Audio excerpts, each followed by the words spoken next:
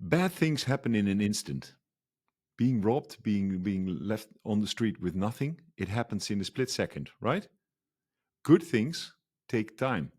They take a lot of time. So it's so hard so easy to lose track of progress. Oh, this person looked at me weird, or like, in the car, like this, this is driving like an idiot, and getting upset about these things. It's like absolutely meaningless. Like it's really ridiculous that we give these things so much attention and waste our precious mental resources.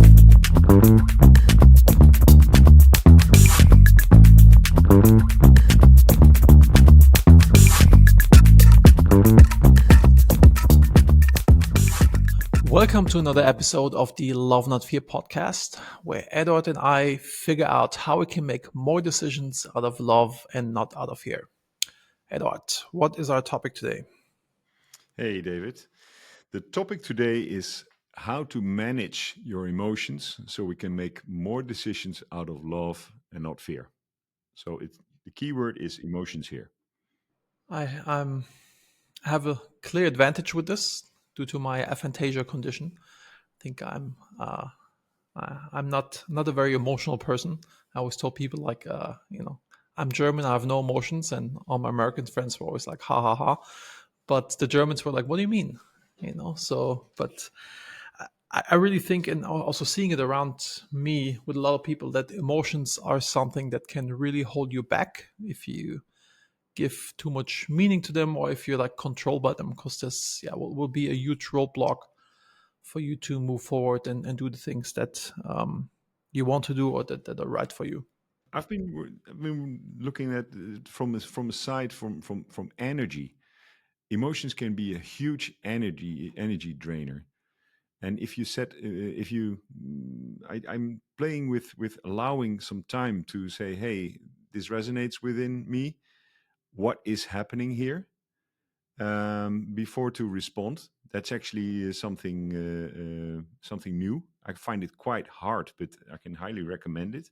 Count to 5 before you say hey, or play with the idea, or and a little trick to that is if you're having a conversation with somebody, you can repeat back the question. Did I understand right that this is what we're talking about? That gives you some time Gives you some spice. to Yeah. to look around it. um, yeah, on the energy side, emotions can be a huge drainer.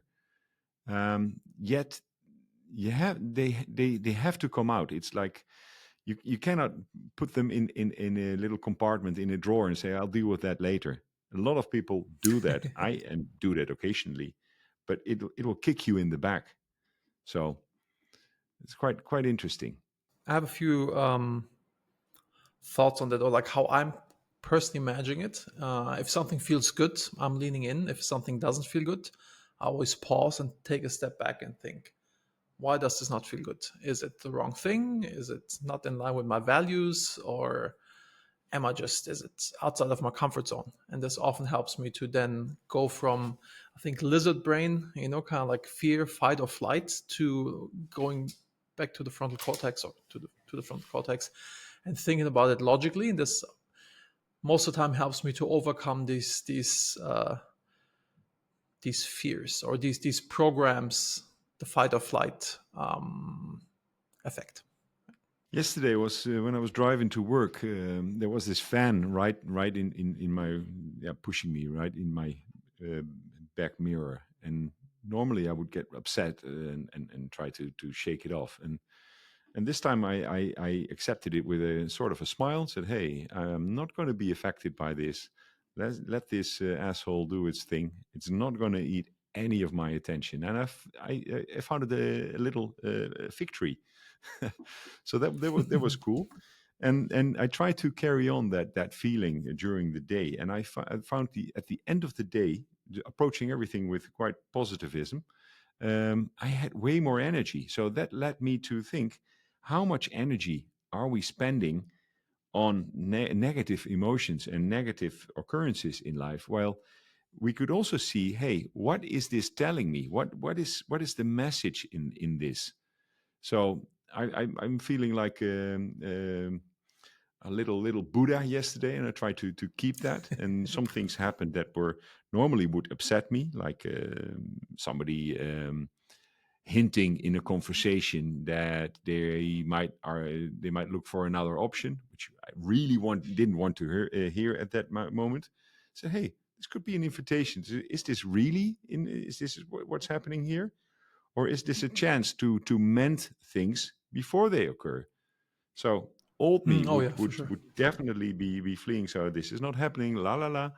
And new me is saying, okay, hey, thank you for this. Thank you for this early warning. So maybe bad things. If you look at bad things happening as early warning systems for things that could even go worse, then it's a totally different approach. And even driving here this morning, I got a message in our company group WhatsApp, and I was in my car, so the WhatsApp messages are read to me. Look what I found, and there was a picture included. Of course, in the car I couldn't see the picture, and first reaction was, "Uh oh, something It's is bad. bad. Something is missing, like somebody has been broken into, or there's a leakage, or whatever." And what it actually was, that the first guy to arrive in the company found a little ring on the counter. So it was absolutely harmless, even positive. So that was why, okay, why the hell um, am I assuming things to be bad? And this is actually the very reason we're doing this podcast, because it's an exploration around this topic. We have X days on this planet. How much of these days are we going to give away being afraid for stuff and not doing things? That's the key element. I think that's a really good point. Like I've made a long time ago, I made the decision that the world is pro David and that things are happening for me, not to me. And even if something bad is happening, or like you mentioned, the customer says like, "Oh, I may go with a different option." For example, we just lost a huge account, like a massive account in one of my businesses, and I was like, "Okay, this is not meant to be." Maybe this would have been putting too much strain on the organization or whatever. Like I'm always thinking things happen for me, not to me. And I was at a retreat where a um, a woman shared a story how she got robbed and lost everything. And not to get into too much detail, but she lost everything, like passport, like computer, phone, money. Like she was basically on the street having nothing, also having no family ties where she could go back to. And she went to couch surfing, and which is like a website where you can find free places to stay. Yep. And we think like, oh my god, this is such a bad thing happening. I'm robbed, I'm lost, I have nothing. But the first person that she stayed with is now her husband. They have two beautiful children, and everybody have like multi-million-dollar companies that they run now. So was it that bad that she got robbed? No, it's actually an absolute blessing because she met her husband due to that, Yeah. right? So it's like I guess we're not smart enough to see the entire picture, and just having this belief or understanding that things that are happening to me, even if they don't feel great right now, that they're actually happening for me and that I can learn and grow from these experiences. What also is a huge eye opener. Bad things happen in an instant. Being robbed, being left on the street with nothing, it happens in a split second, right? Good things take time. They take a lot of time. So it's so hard so easy to lose track of progress, because the bad things, the things that occur right in your face, that is what we're prone to give attention to. So slowing down and seeing the good things and celebrating the good things in life is also very important. I suck at that. I'm so easily prone to give attention to what's not wrong that yeah, sit down and enjoy with a cup of coffee and have a great conversation. That's it's becoming more natural, but it wasn't. I think it's something for entrepreneurs that we always want to fix stuff. Hey, something's broken. Let's fix that. Let's give I've that attention. also seen people that causing, if everything's going smoothly, they cause problems, so they have something to fix. But I think that's a different story. Uh, I've also seen firsthand. Actually, I'm reading a book, or I read a book called Reality Transurfing, and one concept that they talk about in this book is like not giving too much meaning to things that happen to you, or in general, like desires, etc., to kind of be more centered.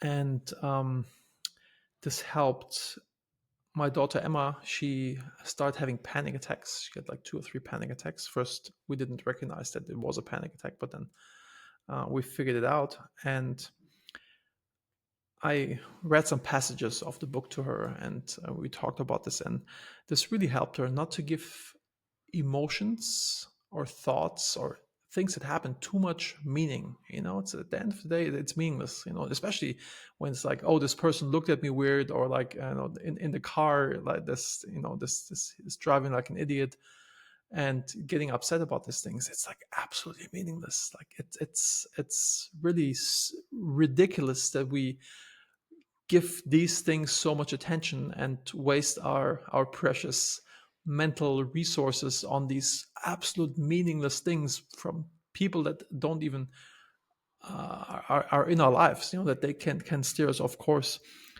Can I make a comment about this thing? Because I strongly agree. There's two aspects of that. I'm in front of groups more often than in the past year. So I give presentations and trainings. I used to be quite nervous about that, and I could be really focusing on me. And if I'm anxious, the intention is not to the group. So you might be less receptive of what's going on in the group. You might be less there. And what do people at the end of the day? What do they get out of a meeting? It's the transfer of knowledge and ideas. So what if you put 80% of your mental capacity on dealing with how do I come across? Yourself. Oh my God! And the other thing is, it takes away the fun. It's the classic acting out of love versus acting out of fear. It's a classic, like me, or like I'm doing it for the other person. Let's say you focus in a presentation. You're focusing totally on yourself, and you see somebody asking a question. If you would have the mental capacity to be 100% in that presentation and being a part of it, not giving it, then you might miss an opportunity to really engage people or take it in a turn that's much more interesting. So I think this is a huge blockage of ideas, of energy, of basically potential. At the end of the day, if you ever every great presentation I went to, I don't care if the people were dressed well or looked beautiful or were really articulate. It was about what happened in me, what was touched, and that can only be there if you give it yourself, if you're fully there and not reserve 70% for how I'm going to react. It's with the big blockages. I found that guilt can also be a huge blocker for people. Now, I felt this myself. And at some point, I decided guilt is just an energy or like a trigger that helps me to do something about it. Because if I did something and my wife is pissed, if I'm sitting on the couch feeling guilty, nobody's helped. But if I think like, oh, how can I make this right? How can I fix it? How can I make sure it never happens again? Then I can use this energy of guilt towards being the motor for change.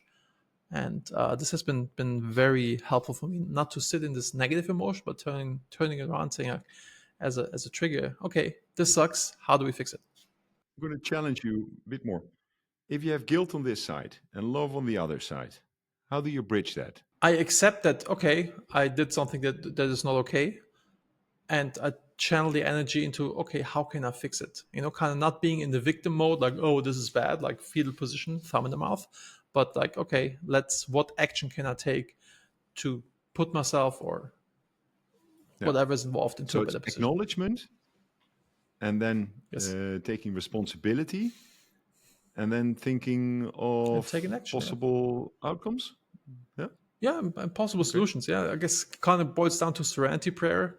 God, give me the serenity to accept things I cannot change, the power to change things that can change, and the wisdom to know which one's which. And once this is in place, it's guilt will not eat at you, but you can use it as a driver to make positive change happen. There's often something behind guilt. Guilt is the end result of something deeper. And looking at what's causing that, um, it's not fun to dig deep and to open that wound. But if there's still something there, then you could run into the same situation again. So I think it's very useful to see what is causing this guilt. So not guilt is the symptom of something deeper. Oh yeah, and I think it's accepting this. Okay, I accept I fucked up, and now we can go from like reflection or like la la la mode to, okay, what can we actually do and change. I've seen this a lot, especially I won't get into this, but um, that people who can't accept that they messed up, even to yourself, you will not be able to have positive change. And you're going to do the same thing over and over. If you feel like, oh, it's Yeah, this person's fault, it's that person's fault, it's the weather's fault, it's the market's fault, then you're in a victim state, and you will never move forward. yeah. Oh, um, that's something I learned in the past couple of years. Anytime that I feel guilty, I actively try to look what did I do, and then and I'm very serious about this, and I'm working hard on that. So what is it in me that causes me to be in this situation? That's why I'm looking at, because it's not only dealing with this guilt and this situation. It is interesting to see what is behind it. What could potentially put me in a situation like this again and again if I don't deal with that. Yep. Yeah.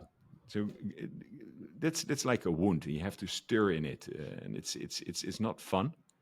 It's very useful, but yeah, it's I think it's always how you fighting. label it. It's fun to fix the problem so it doesn't come up again.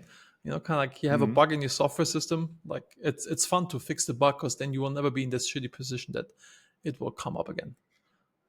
I I I don't like being in a room with people that want to solve my problem anymore. I'm not interested in those. Oh, I know what you mean. Here is the solution. I'm into people that ask me questions that Hmm. lead me to getting insight to what Fix it actually yourself. caused Yeah. it. Hmm. Yeah, fix it yourself, and building a toolkit to fix yourself. So not here's I need a plumber. I fixed your leaking sink, but telling me what caused it and what tools I need, and showing me that I actually have the tools to do it. That's way more important. Yeah, Beautiful. we I think have we're overstepped approaching our. time. Yes, we've overstepped Yes, our. we overstepped a little bit, but that's okay. Well, I had fun. It was really interesting. I hope you guys listening thought the same, and hope to see you on the next one. Please subscribe, and we are open for suggestions for topics. We are open for remarkable people that did something in their life that's out of the normal. We love the abnormal, and yeah, hope to see you Normal soon. is boring. Rock and roll. Thank Normal you, is Edward. boring. Cheers.